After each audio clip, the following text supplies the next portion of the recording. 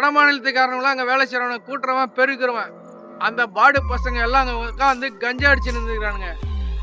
இவனுங்களை பார்த்துட்டு இவனுங்க வந்து அவன் கூட இருக்கிற பையன் கூல் லிப் தான் அவனை போய் கேட்டுருக்கிறான். பேசி நீ யார் யாருன்னு பேர் லிஸ்ட்டு கொடு எங்ககிட்ட, நாங்கள் வந்து அவங்களாம் வெளிப்படுத்த மாட்டோம், நீ தான் சொன்னு சொல்ல மாட்டோம் அப்படின்னு சொல்லியிருக்கிறாங்க. காலேஜ் நிர்வாகம், இந்துஸ்தான் காலேஜ் நிர்வாகம்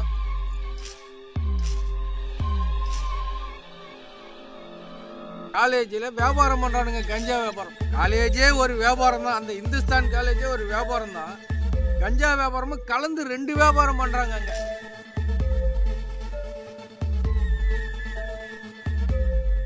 எந்த அளவுக்கு அடிச்சுருந்தா அவன் சாவர நிலைமைக்கு வந்திருப்பான்னு பார்த்துங்க. ரவுடிசம் நடக்குதா இந்துஸ்தான் காலேஜில், கஞ்சா வியாபாரம் பண்ணுறாங்க. இவனை வந்து இதை கேட்கறதுக்கு ஆள் இல்லை.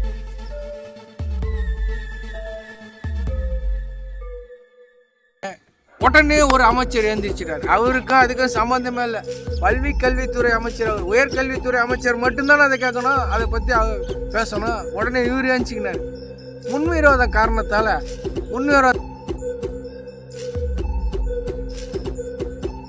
இந்த கள்ளக்குறிச்சியில் வந்து இது பாருங்க, அந்த மாதிரிலாம் இல்லாமல் நேர்மையாகவும் நியாயமாகவும் பணத்து பக்கம் துணை நிற்காம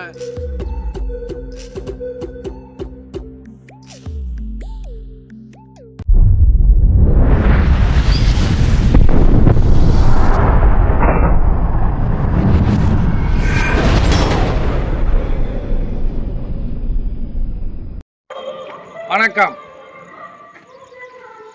கோயம்புத்தூரில் இந்துஸ்தான்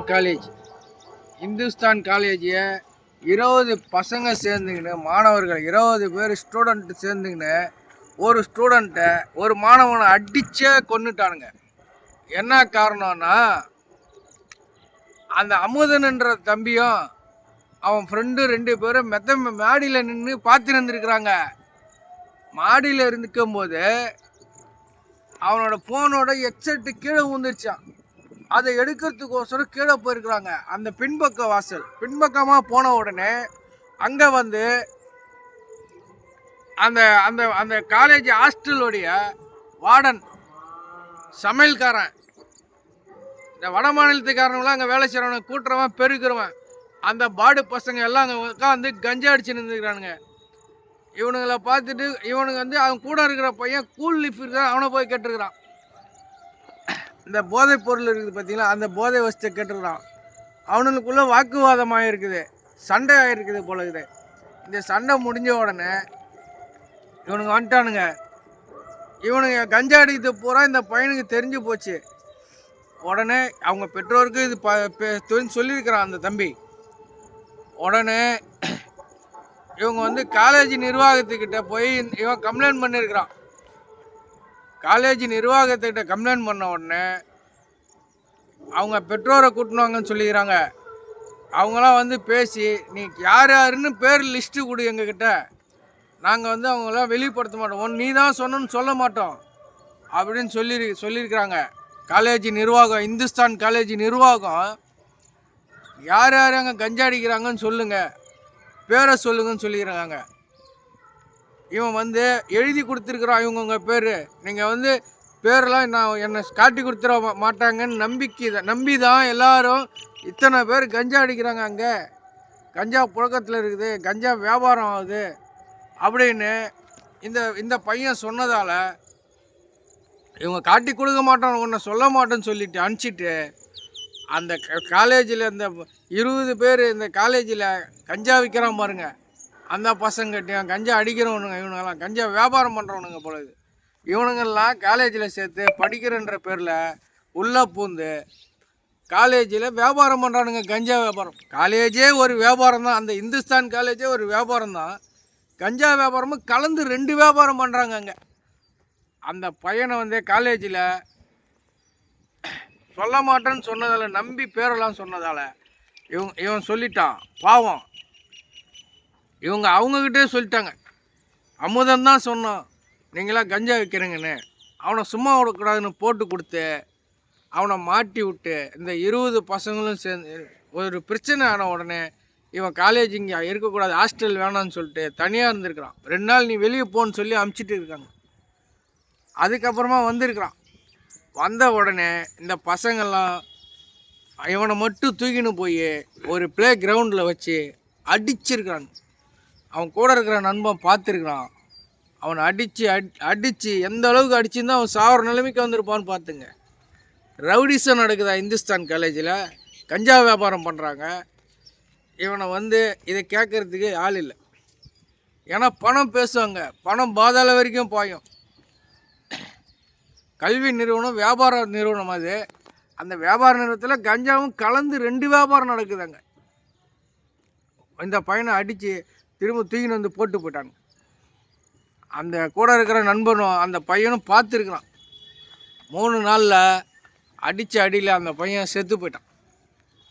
எவ்வளோ கனவுகளோட ஆசைகளோட அந்த பையனை படிக்க வச்சு ஒரு பெரிய ஆளாக்கி நம்ம குடும்பத்தை காப்பாற்றுவோம், நம்ம குடும்பத்தை பேரை காப்பாற்றுவோம், சமூகத்தில் பெரிய ஆளாக வருவோம் அப்படின்னு சொல்லிட்டு அவனை கனவுகளோட ஆசையோடு காலேஜில் படிக்க வச்சுருப்பாங்க.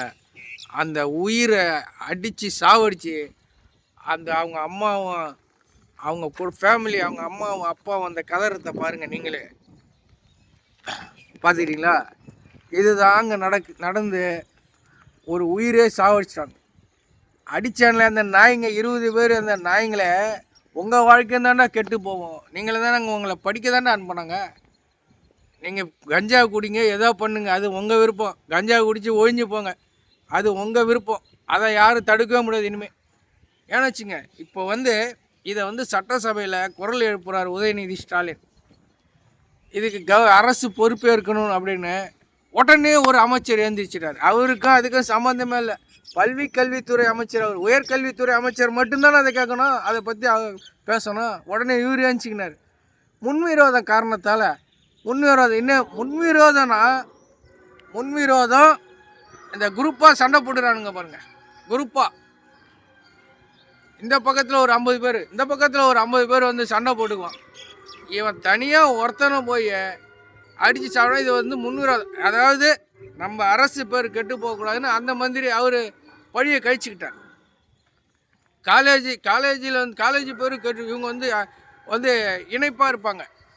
காலேஜே ஒரு வியாபாரத்துறை. அது அவங்க என்ன பண்ணாங்க, எங்கள் பேர் கெட்டு போயிடுமே அப்படின்னு. இது எங்களுக்கு அதுக்கு சம்மந்தம் இல்லை. அவங்களுக்குள்ள பசங்களுக்குள்ளே அடிச்சுக்கிட்டாங்க. இது எங்களுக்கு அதுக்கு சம்மந்தம் இல்லை. காலேஜில் அந்த லேடிஸ் தான் அவங்க பிரியாவை பேர் எனக்கு சரியாக தெரியல, நான் நாளைக்கு சொல்கிறேன். அவங்க கோட்டு ஷூட்லாம் போட்டு உக்காந்துருந்தாங்க பார்த்தீங்களா. அவங்க வீட்டில், அவங்க குடும்பத்தில், அவங்க பையனாக இருக்கட்டும், அவங்க சொந்தக்காரனாக இருக்கட்டும், எவனா ஒருத்தனை அடித்து சாவடிச்சா அவங்க சும்மா விடுவாங்களா? ஏன்னா ஒரு சாதாரண ஒரு ஏழை குடும்பம் கள்ளக்குறிச்சி மாவட்டத்துலேருந்து போய் படிக்க போகிறான். அவனை போய் அடித்து கொண்டு தகுந்த பதில் சொல்லலை அந்த காலேஜ் நிர்வாகம். ஏன்னா அவங்க வியாபாரம் கெட்டு போய்டல, அவங்க காலேஜ் வியாபாரம் கெட்டு போயிடும், கஞ்சா வியாபாரம் கெட்டு போயிடும். இதில் சிபிஐ இந்த வழக்கை சிபிஐ எடுத்து துரிதமாக அதை விசாரணை பண்ணால் மட்டும்தான் இது நடக்கும். ஆமாம், இந்த விசாரணை சிபிஐட்டு தான் ஒப்படைக்கணும். ஒப்படைச்சு யாருக்கும் இந்த